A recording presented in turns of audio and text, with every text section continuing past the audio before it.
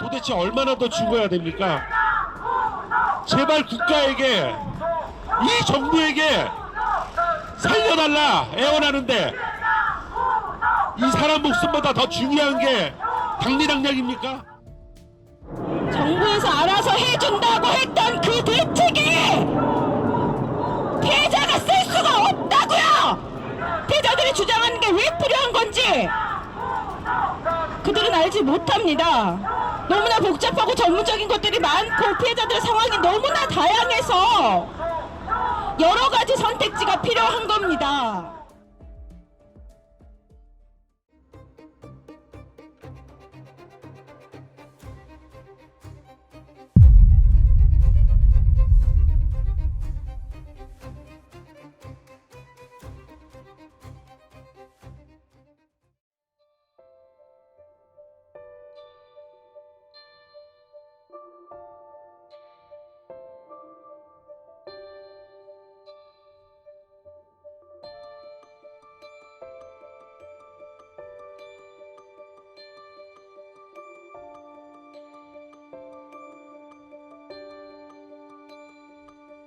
정부에서 대출을 쉽게 내줬어요. 그렇다 보니까 전세가가 뛰었고요. 그런데 그런 선택을 하게끔 환경을 다 만들어 놓은 게 정부인데 개인이 계약했다고 해서 사적인 계약이다라는 게 말이 되지 않고요. 그런 환경 속에서 만들어진 거대한 피해잖아요. 잘못됐다는 거는 지금 뭐 정부나 여당에서도 충분히 인정을 하는 부분이거든요. 이게 그냥 투자금을 손실받은 게 아니고 주거 인간의 기본권에 관련된 주거로 인한 피해잖아요. 그리고 전 재산을 잃었고 국가가 마땅히 국민의 안전을 보호해야 할 부분이라고 생각을 해요. 그래서 정부가 개입하는 것이 당연하고요. 정부가 개입하지 않고 이거를 시장에서만 어떻게 회복하게 할 수 있는 방법이 없습니다. 부동산은 정부가 제도를 다 만들고 유지를 시킨다고 생각하거든요. 이미 정부는 부동산 PF라든지 제도를 만든다든지 규제책을 만든다든지 이미 정부가 관할하고 있습니다. 그렇기 때문에 전세를 사적인 계약이다라고 보는다는 자체가 저는 논리가 맞지 않다고 생각합니다.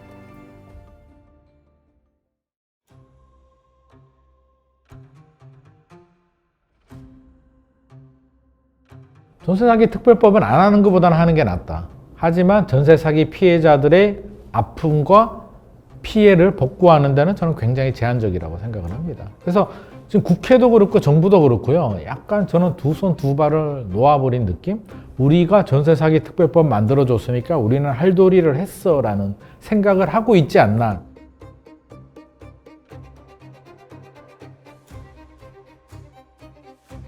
너무 억울하기도 하고 어이가 없었어요. 이렇게 허술하게 부동산 구조가 관리가 되고 있었는데 왜 아무도 이 문제를 미리 알고 뭐 해결하려고 하지 않았지? 라는 그런 생각들이 들어서 되게 좀 허탈하기도 했고,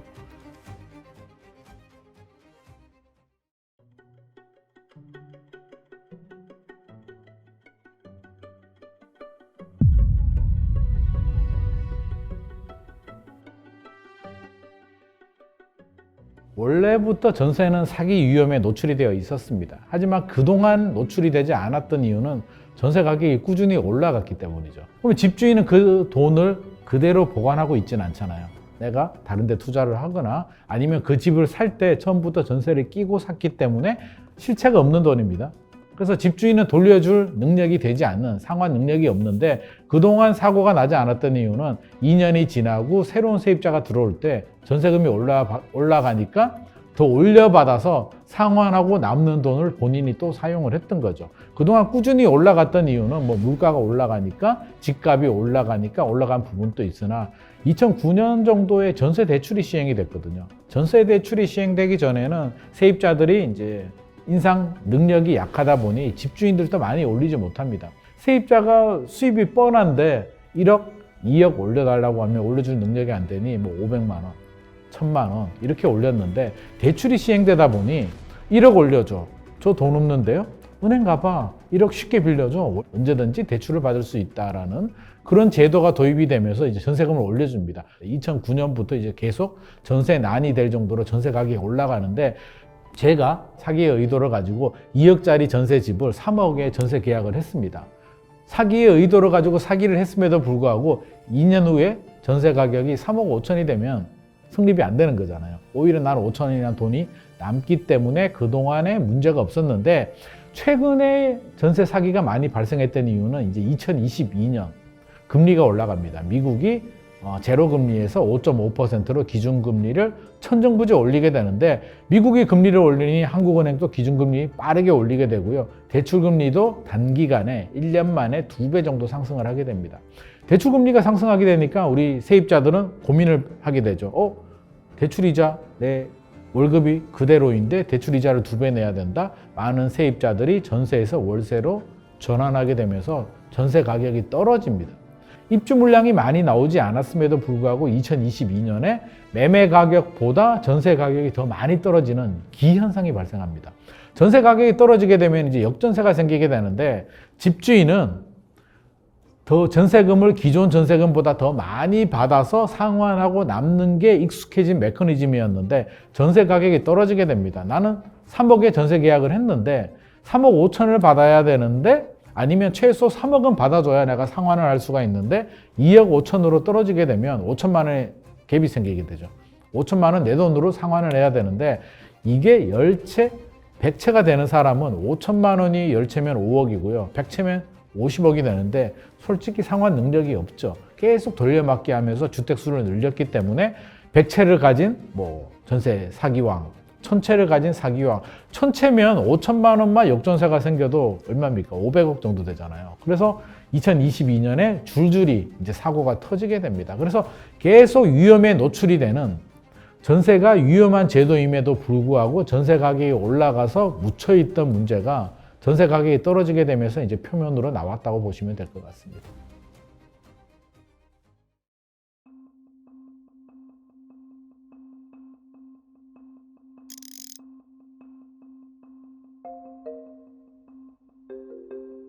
전세제도가 되게 불안한 형태이기 때문에 전세보증금을 반환해주는 보증제도를 허구해서 만들면서, 이게 되게 선의의 제도인데 이것들을 조직적으로 악용하는, 너희가 들어와서 문제가 생기면 허구해서 다 반환해 주니까 그 제도 믿고 들어와, 이렇게 했는데 이런 제도들을 악용하면서 이런 조직적인 범죄들이 좀 더 커졌다라고 볼 수가 있겠죠.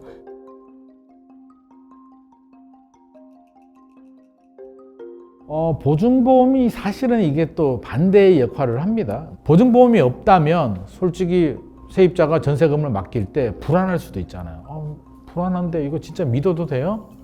세금 체납 정보 좀 확인해야 되지 않을까요? 전세 가율이 몇 % 될까요?를 굉장히 불안해하는데, 보증보험이 가입되는 순간 마음을 놓아버립니다.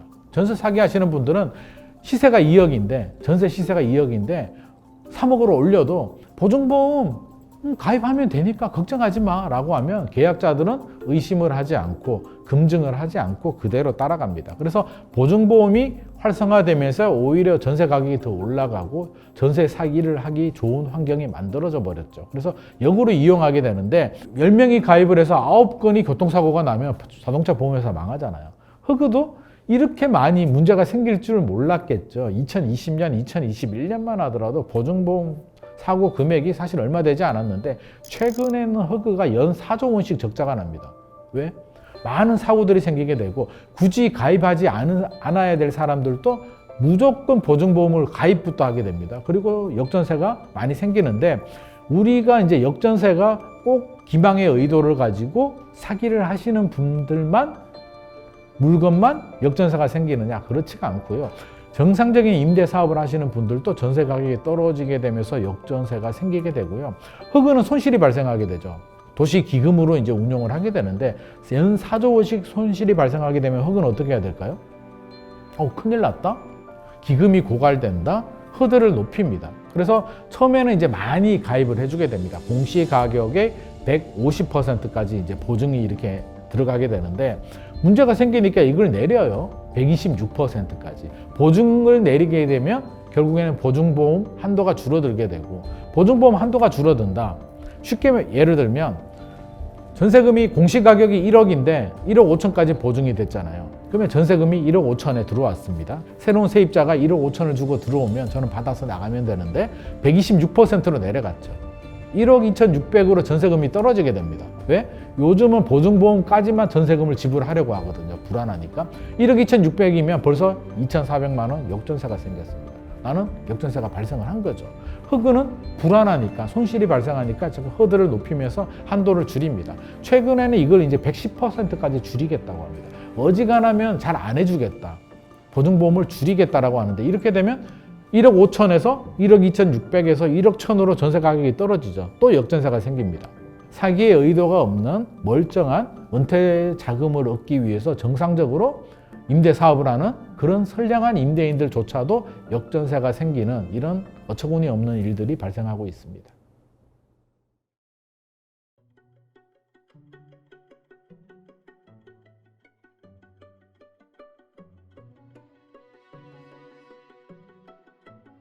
임대인이 그 2022년 하반기에 사망하면서 굉장히 좀 유명세를 탄 케이스예요. 문제가 굉장히 꼬이거든요.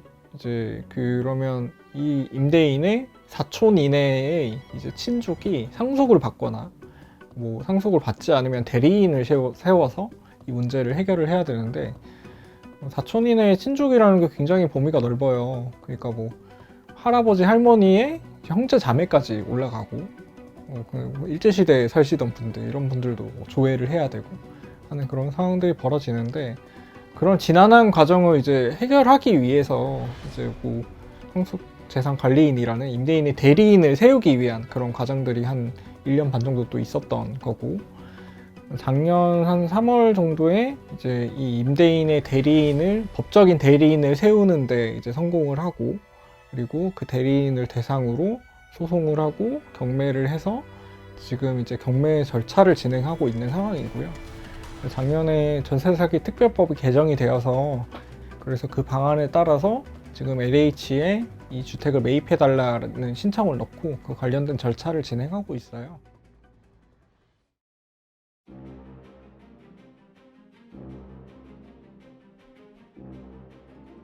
도대체 얼마나 더 죽어야 됩니까? 제발 국가에게, 이 정부에게 살려달라 애원하는데, 이 사람 목숨보다 더 중요한 게 당리당략입니까? 정부에서 알아서 해준다고 했던 그 대책이 피해자가 쓸 수가 없다고요! 피해자들이 주장하는 게 왜 필요한 건지 그들은 알지 못합니다. 너무나 복잡하고 전문적인 것들이 많고 피해자들의 상황이 너무나 다양해서 여러 가지 선택지가 필요한 겁니다.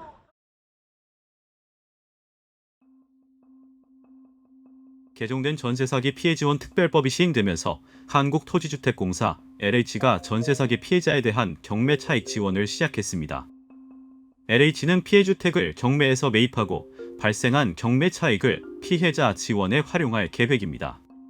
피해주택은 공공임대주택으로 전환되며 피해자는 10년간 임대료 없이 거주할 수 있습니다.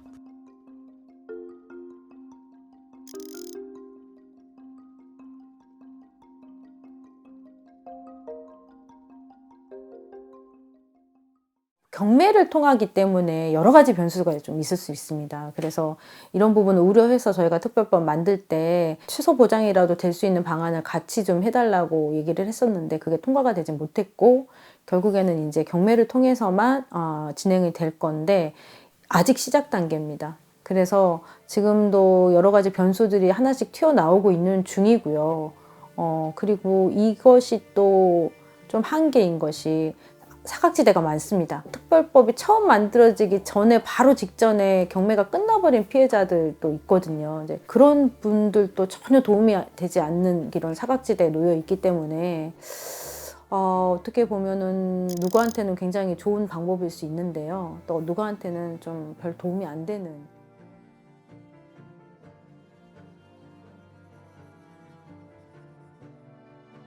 저도 결과를 기다리고 있어요. 그래서 저도 뭐 예단하기가 너무 어려운 상황이고, 어쩔 수 없이 보증금 원금을 다 회수한다는 좀 현실적으로는 어려운 것 같고, 특별법이 생기긴 했지만 이제 여러 허점들이 있어요. 대표적으로는 피해자 인정 요건이 여전히 좀 까다로운 면들이 있어요. 그러니까 경찰에서 수사를 하고 임대인의 사기 의도가 있어야만 피해자로 인정을 해주는 것들이 있는데 이걸 입증하기도 너무 어렵고 시간도 너무 오래 걸리니까 나는 분명히 지금 보증금을 못 받아서 피해를 겪고 있는데 이제 국가에서는 왜 나를 피해자로 인정을 해주지 않느냐 라는 이런 불만이 하나가 있고요. 그리고 지금 LH에서 피해자들의 주택을 매입을 하겠다라고 공언을 하고 절차를 진행 중이지만 이게 너무 느리기도 하고, 그리고 이 과정에서 그럼 과연 피해자들은 어느 정도의 금액을 보장을 받게 되는 건지 기약이 없는 거예요. 그래서 그런 것들에 대한 것들도 좀 투명하게 좀 우려가 해소가 될 필요가 있고요. 무엇보다도 지금 특별법이 만들어진 지 2년이 지금 거의 다 되어 가고 있는데 올해 5월 말로 이제 특별법이 종료되는 걸로 일단은 되어 있어요. 뭐 당분간은 더 유지가 되어야 된다라는 그런 공감대가 있기 때문에 특별법을 좀 연장하는 것들, 이런 것들이 있을 거고.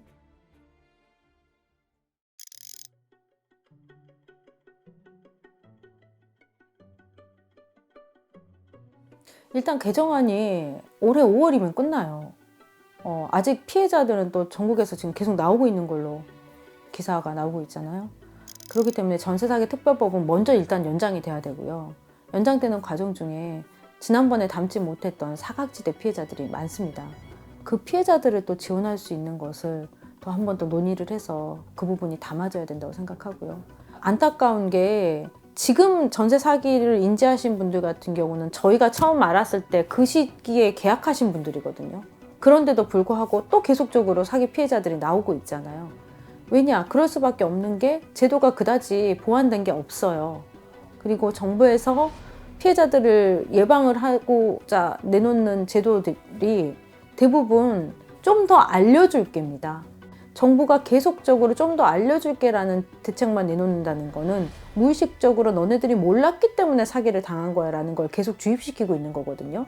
근데 현상을 보면 절대 그렇지 않아요. 제도를 바꿔야 됩니다. 임차인의 지위를 바꾸고 여러 가지 제도를 바꿔서 이 전세 사기를 예방을 해야지 좀 더 알려주는 방식으로는 절대 예방이 되지 않습니다. 이 부분이 빨리빨리 진행이 돼야지 지금도 계속 발생하고 있는 전세 사기를 막을 수 있다라는 말씀 드리고 싶어요.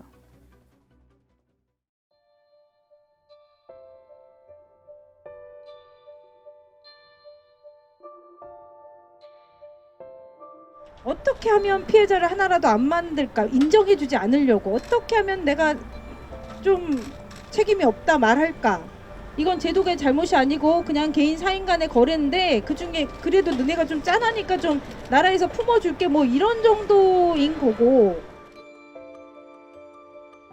전세사기 특별법이 이제 수정해야 될 부분들이 굉장히 많은데요. 그 피해 대상자로 내가 지정받기가 굉장히 어려웠단 말이에요. 이게 뭐 내가 이제 피해를 입었다는 사실을 본인이 증명을 해야 되는 거예요. 청년 세대들 중에서도 피해자 중에서도 자살하신 분이 내가 그 대상자가 될 줄 알았는데 이걸 입증하는 과정이 너무 지쳐서 거의 전세 사기 피해자의 65%가 자살 충동을 느끼고 우울증, 공황장애 등을 겪고 있는 부분들이 너무 억울하고 정부는 과연 나를 위해서 무엇을 해주는가 이런 것들에 대해서 되게 답답함을 느끼면서, 그다음 또 하나는 이제 허그에서 전세보증금 반환 보증제도를 들었는데 이 반환받는 시간이 6개월에서 1년 정도 너무 길게 소요가 되니까 그 기간 동안에 어디 가 있을 곳도 없고 너무 불안하다라는 느낌들을 받기 때문에 이런 기간의 단축들 초기 단계보다는 많이 수월해졌지만 아직도 이제 해결해야 될 숙제들이 많이 남아있다라고 볼 수 있겠습니다.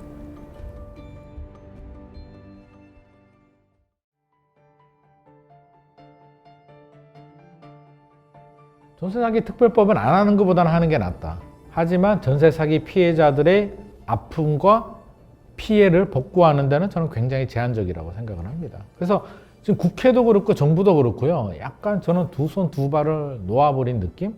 우리가 전세사기 특별법 만들어줬으니까 우리는 할 도리를 했어 라는 생각을 하고 있지 않나. 전세사기 특별법 내용을 보게 되면 세입자가 이제 피해를 받아서 내 전세금을 못 받게 되면 경매에서 우선 매수권을 줘서 내가 그 집을 매수할 수 있게 해주거나, 내가 매수하기 싫으면 뭐 LH가 받아서 내가 그 집에 거주할 수 있게 해주고, 정말 힘든 어려운 계층들은 일부 좀 지원을 해준다 정도인데, 피해당하신 분들이 원하는 거는 그런 게 아니고요. 그냥 내 전세금 좀 받을 수 있게 해달라. 구상권을 청구하든지 내가 소송을 해서 할 줄도 모르겠고 소송을 해서 될지 안 될지도 모르니 국가가 먼저 좀 변상을 해주고 국가가 나를 대신해서 소송을 하든 구상권을 청구하든 그 사기 왕한테 받든 어떤 방법을 좀 강구해주면 안 되겠냐라는 게 이제 피해자들의 호소입니다. 그럼 반대의 목소리가 있죠. 왜 해줘야 되느냐? 다른 사기도 많은데 왜 전세 사기를 당한 분들한테 이렇게 세금으로 먼저 구제를 해줘야 되냐라고 이야기를 한다면 이분들 사회 초년생들은 대한민국을 이끌어가야 되는 미래 세대들입니다. 이분들이 자리를 잡고 경제적으로 성장을 해서 대한민국의 허리가 되고 세금도 내주고 국민연금도 많이 내주고 이 대한민국을 이끌어가야 되는 분들인데 사회 초년생들이 시작하자마자 이렇게 사기를 당해서 전재산 또는 막대한 대출을 따놔야 되잖아요. 다 책임져야 되니까. 극복하는데 10년 정도 걸리거든요. 그러면 인생이 그 젊은 황금기를 전세 사기를 극복하는데 10년을 소비해버리게 되면 그 사회 소년생들이 이 사회에서 제대로 성장하고 미래의 주역으로 저는 발돋움할 수 있을까? 어렵다고 봅니다. 그러면 저는 미래 세대를 위한 투자다. 우리가 신혼부부들 뭐 출산율 요즘 뭐 여러 가지 지원 대책들이 나오는데 전세 사기 당하신 분들이 결혼 쉽게 할 수 있겠습니까? 이거 극복하기도 어려운데 돈이 어디 있겠습니까? 자녀 출산할 수 있겠습니까? 일정 부분 지원해서 이분들이 다시 사회에 복귀해서 열심히 일하고 다시 달릴 수 있도록 그 정도의 지원 대책은 저는 특별법 내용에 좀 들어갔으면 좋겠다라는 내용이고요. 다음에 개정을 한다면 이렇게 좀 지원 대책들도 나오고.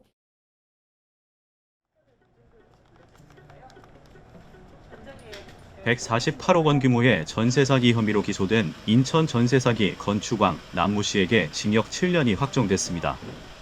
대법원은 사기 등의 혐의로 기소된 남 씨에게 징역 7년을 선고한 원심 판결을 확정했습니다.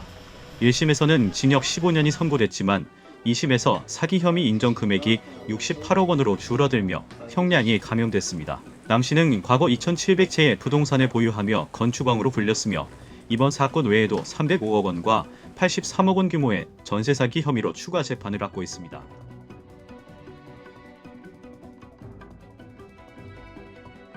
중개사들이 허위 매물을 내놓거나 이랬을 때 또는 이제 이게 위험한 전세 물건인지를 알고 그렇게 전세를 소개한 그런 중개사들에 대해서는 굉장히 엄중한 처벌들이 좀 있어야 될 것 같고요. 전세 사기 범죄자들에 대해서 처벌들이 너무 좀 가볍지 않았나. 큰 가중 처벌을 해서 이후에는 이러한 똑같은 유사한 전세 사기범들이 좀 나타나지 않도록 정부가 조치를 취해줬으면 하는 바람입니다.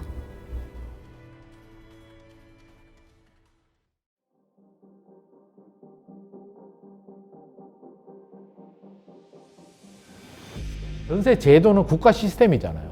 세입자는 국가 시스템을 믿고 계약하면 되는 겁니다. 그러면 그 안정성은 누가 확인해 주느냐? 허그나 공인중개사 협회나 또는 국토부에서 만드는 계약 시스템을 가지고 계약서를 가지고요. 전세 계약서를 국가 서버에 접속을 해서 업로딩을 시키면 국가 시스템에서 세금 체납 정보라든지 집주인이 몇 채를 가지고 있는지 과거에 역전세, 전세 사기에 대한 이력이 있는지 이 집에 대한 전세 가율이 얼마나 되는지 근저당, 선순위 근저당이 있는지를 자동으로 대한민국이 다 가능하거든요. 부처 간에 협조만 되면 검사에서 이 집은 위험해 하지 마라고 하면 안 하는 거고요. 이 집은 해도 괜찮아라고 한다면 자동으로 보증보험까지 가입할 수 있도록 패키지 상품을 만들어준다면 이렇게 안전한 계약 시스템만 만들어줘도 저는 80% 이상은 전세 사기 줄일 수 있다고 생각합니다. 국회가 우리 사회가 일을 안 해서 우리 사회 초년생들이 피해를 보고 있다고 생각합니다.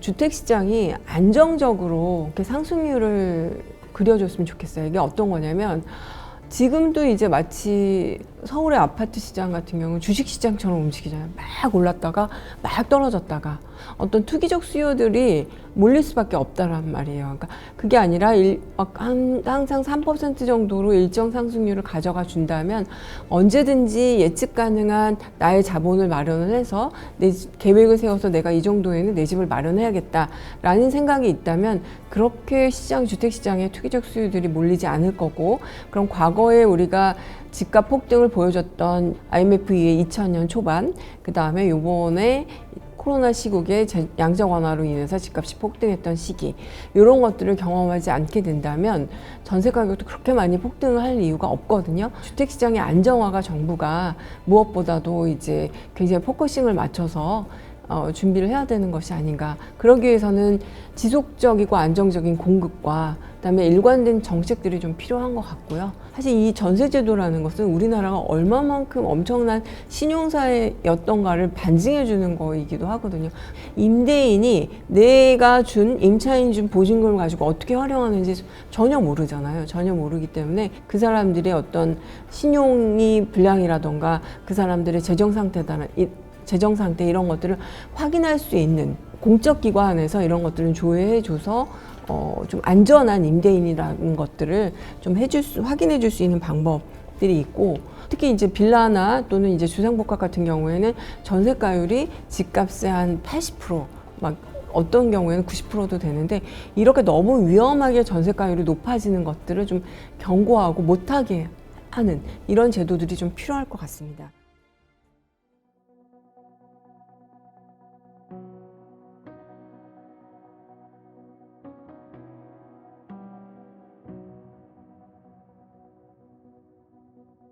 부동산 질서가 제대로 잡히지 않으면 우리 모두 피해자가 될 수 있는 상황이기 때문에 이 부분에 대해서 좀 더 관심을 가지고, 정치인들은 이게 굉장히 대표적인 민생이기 때문에 정치적인 싸움을 떠나서 같이 협력해서 해결을 좀 했으면 좋겠고요.